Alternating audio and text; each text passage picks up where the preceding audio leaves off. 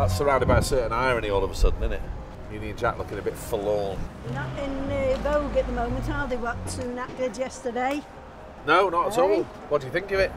Shocking. Well, a lot of people around here voted Conservative last time. Well, I don't think we will this time. He's a scumbag. If you have memories of Stoke-on-Trent being quite a different place. Yeah, he was all green, he was all... Everyone was happy. God, man, you sound old. It's like what old people say. So much better in the old days. He was. Right, it's very important we start this series of election films here.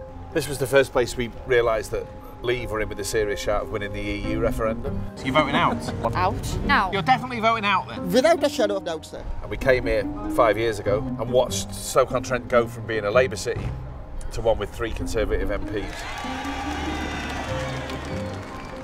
I suppose one of the reasons that big political change happened was that people were told that if they voted that way, their city had changed.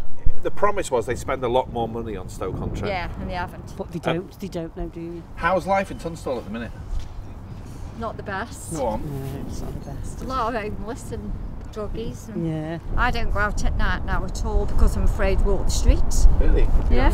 And what, you just don't see the police around anymore? No, you don't see the police around. It's more of a struggle money-wise. They're So not you have to doing pay nothing, quite a bit extra on my rent. Are you going to vote in the election? Well, what I saw of it last night, I've been saying to you, I'm dead I disappointed. don't think so, because nothing seems to happen. Did you vote last time? I voted for Boris. Oh, aha. So you voted Conservative in 2019? First time. Because he promised all the things he promised. Well, he and- didn't. and Nothing happened, did He he? hasn't fulfilled any of them promises. And as Stoke-on-Trent, I mean, some things have happened here, right? People would say, well, there has been some levelling up and extra help for Stoke. I haven't actually seen it. Right. So the swimming pool here shut down in 2011 and the library was relocated, leaving this empty. And now they're selling the dream of lattes and pastries. Brought to you by Levelling Up. Brought to you by Levelling Up. You don't want to be too cynical because the promise here is not of sort of hugely expensive flats. It says there quality apartments for rent and community spaces for Tunstall. The signs I mean, all I've over the place. seen Stoke Station, how they built that new build. That looks brilliant. But It's in the distance. yeah, I just think at the moment we've got nothing in Stoke. It's lost, isn't it? Yeah. It's lost. It used to be. The place to be at night. Yeah. Club in it? The place. Or Valentino's, Ritzy's. Chicago, Individual. Yeah, like These are all the names of clubs. Your Yeah, parents clubhouse. talk about like, oh, when we were your age, we were out every weekend doing this, that, and It the used to other. be like nightclubs in And Tunstall. it's like, get yourself out there, go do it. And one, it's too expensive. Yeah, you feel like if you go out up the towns, there's trouble, or you've got druggies or stuff like that. Yeah. Are you going to vote in the election coming up? Yeah. What are you going to do? Don't know. I don't know what the future's going to hold for these young children of the day, of today. Don't know. So much of this story is about the disappearance of spaces and places people share somehow. And if they all go, people end up feeling sort of disorientated and confused, don't they? Because politics is only meaningful if you've got a collective sense of things, and if you haven't, then you end up with what we find, which is people saying, "I don't really know, don't know about the election."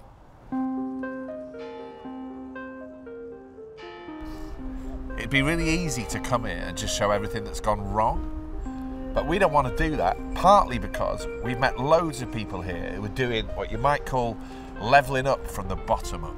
We talked to you about it.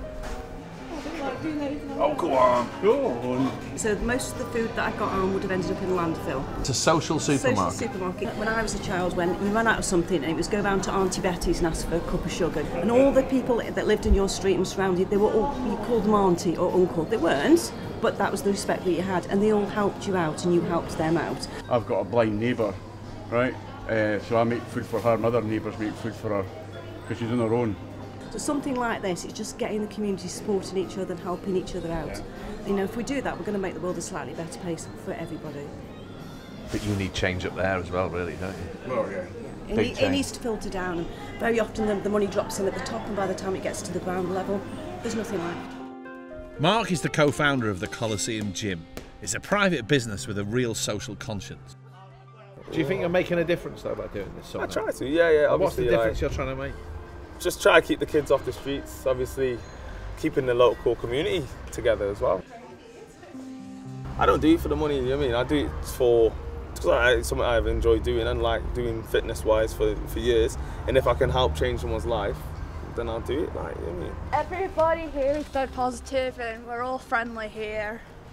I have autism and this place has really helped me. Mark here has helped me out throughout my journey here at the Coliseum. I'm not happy now as I was before. Nearly 10 years ago, we came to the historic Leopard pub to meet someone who was trying to level up Stoke before Boris Johnson had even entered politics. We want to put this town back on the map and get it built back up again. June's passion was bringing people together through a series of local festivals that made a massive difference to the area. The Queen of Bears, Thank you. We had that many people through, and to me that was my dream, getting people coming into the town. But how do you feel now? I feel despondent and let down, to be quite honest with you. And I can't see what the Conservatives have actually done around here at all. But after all that noise that was made, I mean, for a brief moment, you could put on the evening news and there was someone on there in a position of power talking about Stoke-on-Trent and how things were going to change, right? And they voted Conservative for the first time. Because they were lied to by the people who were pushing Brexit. But they were also pushing... Sorry. Someone's at the door. Right, this may be the Labour candidate. Why is he coming here? He's my mate. Come on in. We were hoping to catch the candidate here. They call her the Queen of Bears. And it turns out he's come to get June to sign his nomination papers. I worked in the early 2000s for the Shore Start Family Centres. And then I went over to the YMCA. And then 2010 comes along, austerity. We had 97% funding cuts for youth services in Stoke since 2010. Youth clubs were closing down. You said that too quickly. 97% funding cuts for youth services across Stoke-on-Trent. Yes. We've got the highest numbers of kids in care anywhere in the country. The reason we've got the highest numbers of kids in care is all of the early help and preventative services were taken away. So in 2010, the government grant was around £95, £96 million a year. Today, we've got increasing demand. It's down to about £26 or £27 million. Your social fabric is sort of falling apart to that extent. And it almost seems, oh, well, you'd have to wait ages till we can start talking about regeneration. We have to deal with the absolute basics. Yeah, that's right. What's your offer? What we can't do is offer people false hope. We've got to be real about what we say we can do. We do need to work within fiscal rules.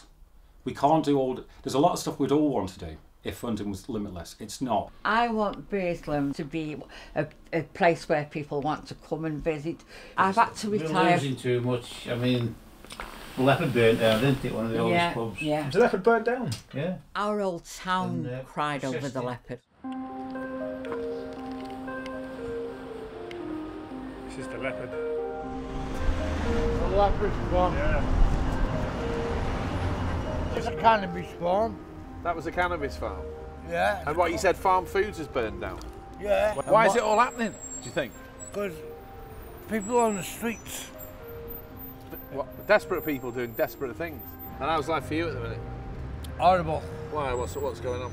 I was brought up in children's zones from the age of 3, but the mental health now is kicked in. Right. What do people in your position need? What do you need that you haven't got? Mental health support. Yeah. The lot. I need help. You need help. See ya. We had better call the Tory candidate and up to this point Tory MP. A one-stop shop in Packmore. Brilliant. Okay, we'll see you there at 4 o'clock. That was surprisingly easy. How's it going then? What's it like being a Conservative candidate this time round? Well, I love it. Like, that's what You're actually having a good time? Yeah. Fixing our broken roads and pavements, big issue. Making our streets safer for every resident, and that's a massive issue. Well, and I was very anti-social behaviour. And I was very proud when we secured over £200,000 of funding from Safer Streets for founding Fight for Tunstall. Well, after calling out the scroats and the scumbags that had the yobbos, the drug dealers, people with monkey dust, you know, cooking it away in their kitchens. You don't think the language of compassion towards scroats and scumbags and that might be an idea? Do you feel sympathetic towards them? I think what I've said is politer than what people on Dorset would say.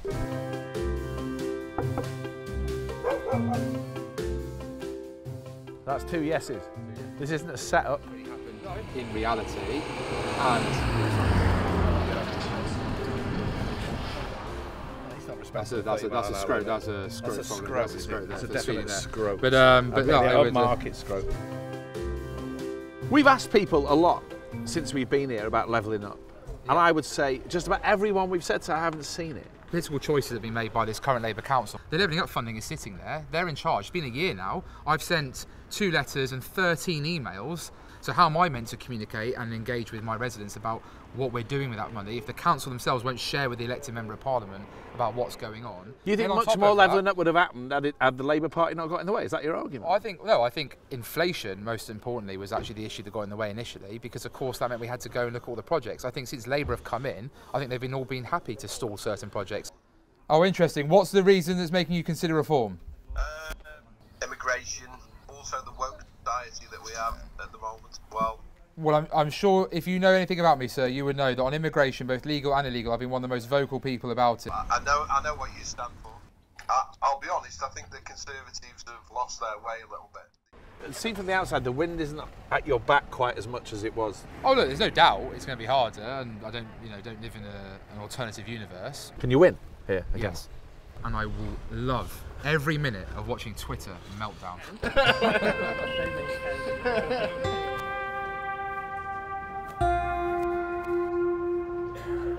Thank you.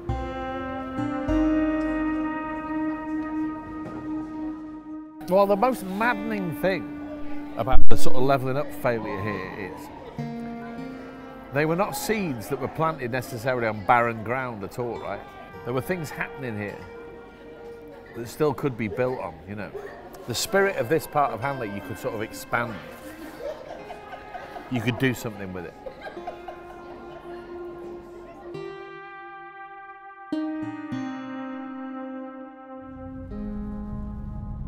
For a final word, we're going back to the YMCA, which is somewhere we've always visited to get a sense of Stoke's future. I got some feedback from Chris from our team meeting yesterday. Gash, Beacon, John and John.